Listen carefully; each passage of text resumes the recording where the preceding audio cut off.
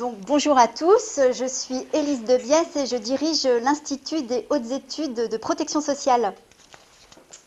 Bonjour, Ariane Aubry, DPO de la Caisse nationale d'assurance vieillesse, donc régime général, branche retraite. Notre initiative porte sur le NIR et l'opportunité de donner aux citoyens de connaître ses utilisations pour, in fine, l'amener à s'impliquer dans la prise de décision des politiques publiques. Rien que ça.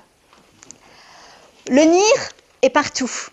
Le numéro de sécu, vous le voyez actuellement dans le métro, associé à une publicité pour Canal+.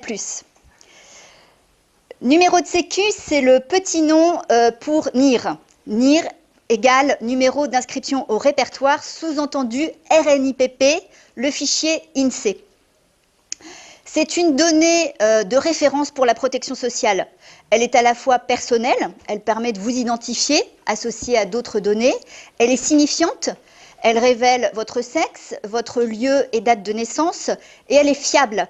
Elle est contenue dans un répertoire, le SNGI, Système national de gestion des identifiants, qui est le fichier maître des bases de données de la protection sociale, auxquelles ces bases de données sont adossées. C'est-à-dire qu'à chaque fois qu'on va ouvrir des droits ou les gérer pour une personne, on va faire un passage par le SNGI pour fiabiliser l'identification et la consolider. Cette donnée, elle est encadrée par le législateur depuis 1978, quand est apparu le risque d'interconnexion des fichiers sur la base de ce même NIR. Parce qu'en effet, le NIR, c'est un identifiant, mais c'est aussi la donnée qui va permettre d'apparier des bases de données de l'ensemble de l'administration, à des fins de contrôle, de lutte contre la fraude et contre le non-recours, mais aussi de recherche, des fins statistiques, des fins de pilotage. Donc, on le voit, ce NIR, il est très utilisé par l'administration.